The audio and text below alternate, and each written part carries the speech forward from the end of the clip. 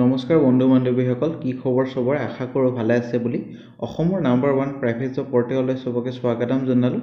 আৰু আজি আমি কিছুমান ভাল প্ৰাইভেট জব ভেকেন্সি অসমৰ ডিছকাছ কৰিব গৈ আছোঁ, য'ত কোনো ফিজ দিব নালাগে, কোনো কনচালটেঞ্চি নোযোৱাকৈ ঘৰত থাকি আৰামছে আবেদন বা এপ্লাই কৰিব পাৰিব। সময় নষ্ট নকৰি ভিডিঅ'টো ষ্টাৰ্ট কৰিছোঁ। খালি গুগলত আহি টাইপ কৰি দিলে হ'ল আমাৰ চেনেলৰ নাম অসম জব ফ্ৰী নেটৱৰ্ক, সেনেকৈ ৱেবছাইটটো আহি যাব, য'ৰ পৰা মই সদায় আপোনালোক চাকৰিবোৰ আপডেট দি থাকোঁ। আৰু আপুনি নিজে সেই ৱেবছাইটটো ভিজিট কৰি চাকৰিবোৰ চাব পাৰিব আৰু আবেদন কৰিব পাৰিব। আজি আপোনালোকৰ মাইক্ৰ' ফাইনেন্স বেংকৰ ভেকেন্সি, ভালেমান লোকেশ্যন ধেমাজি, গহপুৰ, অৰুণাচল প্ৰদেশ, নলবাৰী, বিশ্বনাথ চাৰিআলি, ঢেকীয়াজুলি, চ' ভালেমান লোকেশ্যনৰ ভেকেন্সি আছে। সম্পূৰ্ণ ভিডিঅ'টো চাওক, তেতিয়া বস্তুখিনি ভালদৰে বুজি পাব, নহ'লে আকৌ বুজি নাপাব। মই আপোনাক কৈ দিম ক'ৰ পৰা কি ফোন নাম্বাৰবোৰ পায়, সেইমতে আবেদন কৰিলে হ'ল।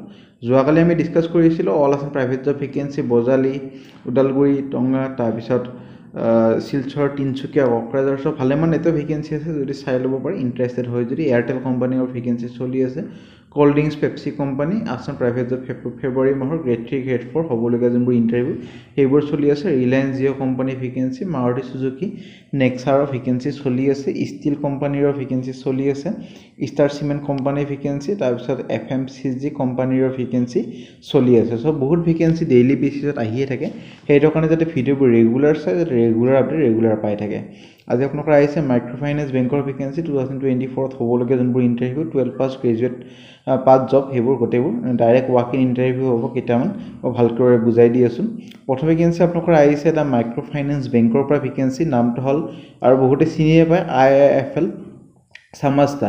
এটা আপোনালোকৰ customer relationship officer vacancy, HS বা গ্ৰেজুৱেট, মানে 12 পাছ বা ডিগ্ৰী পাছ হৈ আছে যদি একেটা চাকৰিৰ কাৰণে আবেদন কৰিব পাৰিব।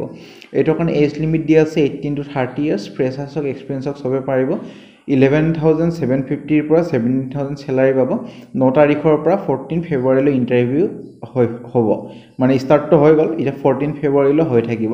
চ' আপোনালোকৰ প্ৰথম লোকেশ্যনটো মই কৈ দিছোঁ, নৰ্থ লখিমপুৰৰ পৰা যোনটো আহিছে, ৱাৰ্ড নম্বৰ 4, DK ৰোড নিয়াৰ টাইল গডৱান, নৰ্থ লখিমপুৰ। তাৰপিছত আহিছে house number 78, ward number 3, টঙাপাৰা FCA road, Dhemaji, house number 1, চিজিঅ'পাৰা নিয়াৰ চাইডৱাৰ কলেজ, গহপুৰ।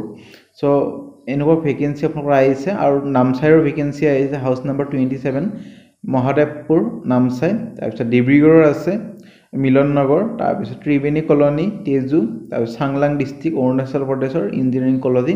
তাৰপিছত আপোনালোকৰ আহিছে গুৱাহাটীৰ আপোনালোকৰ হাউচ নম্বৰ 3, অজন্তা পথ।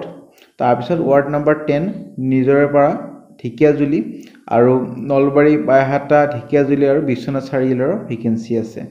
তাৰপিছত যোৰহাটৰ নিয়াৰ মেঘা বিবাহ ভৱন, তাৰপিছত গোলাঘাটৰ জোনাকী নগৰ পথ, জোনাকী নগৰ পথ নহয়, নিয়াৰ CRPF কেম্প, শিৱসাগৰৰ হাতীগুলি, গৌৰীসাগৰ।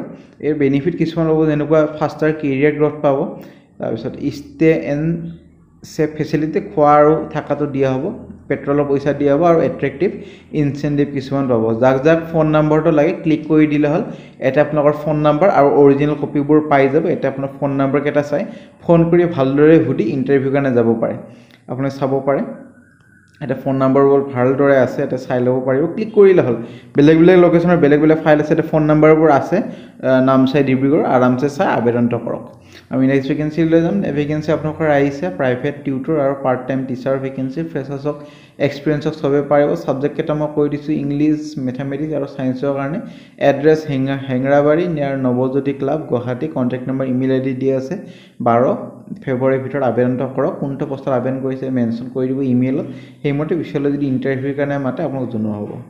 ভেকেন্সি লৈ যাম। ভেকেন্সি টিচাৰৰ vacancy, application are invited from experience TGT mathematics, তাৰপিছত ইংলিছ, তাৰপিছত science, social studies, Sanskrit, computer, music teacher, special educator, counsellor, wellness teacher for CBSE residential school in Itanagar, Arunachal Pradesh.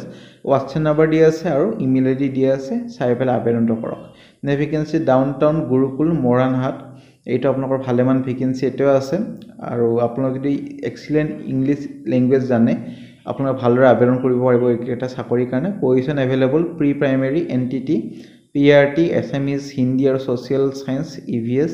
TGT কাৰণে English, mathematics, social science আৰু information technology, কো curricular এক্টিভিটিৰ কাৰণে আপোনালোকৰ ডেন্সৰ আছে Indian classic আৰু western vocal মিউজিকৰ কাৰণে ইণ্ডিয়ান ক্লাছিক আৰু western ইনষ্ট্ৰুমেণ্টৰ আছে গিটাৰৰ কোচৰ ভেকেন্সি টাইকেণ্ডো ষ্টেট আৰু national level experience required all position require excellent English and subject knowledge freshers হক বা যাৰ অভিজ্ঞতা আছে বিএড আছে হিয়তে আবেদন কৰিব পাৰে আপোনাক স্পেসিফাই কৰি দিব মানে জনাই দিব কোনটো পোষ্টত আবেদন কৰিছে মেনশন কৰি দিব ইমেইলতে 2 দিনৰ ভিতৰত আবেদন কৰিব পাৰিব যাক শৰ্ট লিস্টেড বা এলিজিবল হিচাপে ভাবে হিয়তক ইন্টাৰভিউ কাৰণে মাতিব তাৰ পিছত ফাইনাল সিলেক্ট কৰা হ'ব 12 ফেব্ৰুৱাৰীৰ ভিতৰত ভেকেন্সি আপোনালোকৰ আহিছে হায়াত হস্পিটেল গুৱাহাটীৰ পৰা ভেকেন্সি ৰেসিডেন্ট মেডিকেল অফিচাৰ এটা ভেকেন্সি এটো কাৰণে আপোনালোকৰ এমবিবিএছ কৰা হ'ব লাগিব ফ্ৰেছাৰ্ছ বা 3 বছৰ ভিতৰত যাৰ অভিজ্ঞতা আছে হিয়তে এপ্লাই কৰিব পাৰিব তাৰ পিছত আপোনালোকৰ এক্সিকিউটিভ কোৱালিটি কন্ট্ৰোলৰ এটা ভেকেন্সি এটো কাৰণে এমএইচএ কৰা হ'ব লাগিব 2 বছৰ অভিজ্ঞতা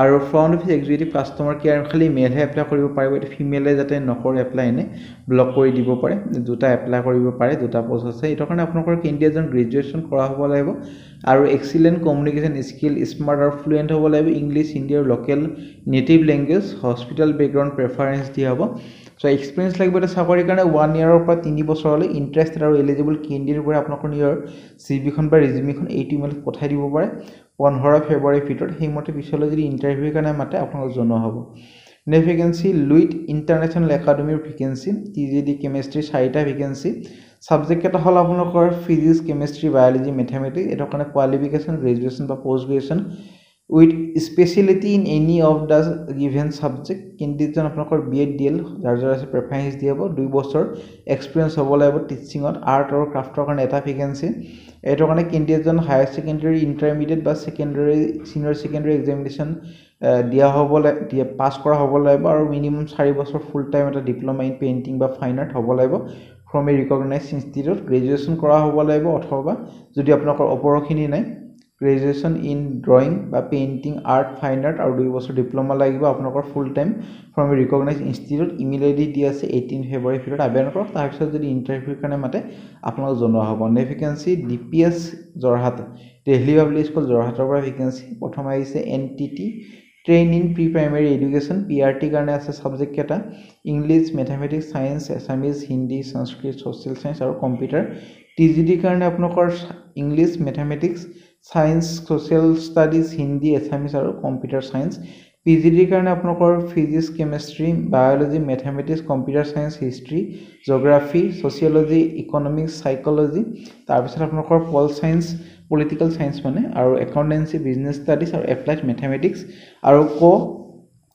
স্কলাস্টিকৰ কাৰণে আপোনালোকৰ মিউজিক ভোকেল বা ইনস্ট্ৰুমেন্টাল বা ফিজিক্যাল এডুকেশ্যন তাৰ পিছত আপোনালোকৰ আদাৰ যেনেকুৱা পোষ্ট আছে non teaching counsellor special educator তাৰ পিছত নন একাডেমিক পোষ্ট আছে যেনেকুৱা front office executive PA to principal মানে পাৰ্সোনাল এসিস্ট্যান্ট একেটা কাৰণে গ্ৰেজুৱেট একাউন্টেন্টৰ কাৰণে বিকম পাস ষ্টৰ মেনেজাৰৰ কাৰণে গ্ৰেজুৱেট আইটি এডমিনিষ্ট্ৰেটৰৰ কাৰণে আপোনালোকৰ এমসিএ বা বিসিএ ট্ৰান্সপোৰ্ট মেনেজাৰৰ কাৰণে গ্ৰেজুৱেট হলে হৈ যাব লাগে লাইব্ৰেৰিয়ানৰ কাৰণে বিএলআইএস বা এমএলআইএস কৰা হলে হল ল্যাব এসিস্ট্যান্টৰ কাৰণে সায়েন্সৰ গ্ৰেজুৱেচন কৰা হলে হল এপ্লাই কৰিব পাৰিব বা যোনখন ডিপ্লোমা বা ডিগ্ৰী থাকে সো আপোনালোকৰ কেণ্ডিডেটজন আপোনালোকৰ মই কৈ দিলো graduate বা post graduation in the relevant teaching for PGT PRT TGD PGD BEd compulsory হ'ব লাগিব 3 বছৰ টিচিং অভিজ্ঞতা লাগিব for teaching post non teaching ৰ কাৰণে এখন মেনশন কৰি দিয়া নাই সো non teaching ৰ কাৰণে ফ্ৰেছাৰ্ছ আবেদন কৰিব পাৰিব আপোনালোকৰ এটা চাকৰিৰ কাৰণে ইমেইল আইডি দি আছে 17 ফেব্ৰুৱাৰীৰ ভিতৰত আবেদনটো কৰক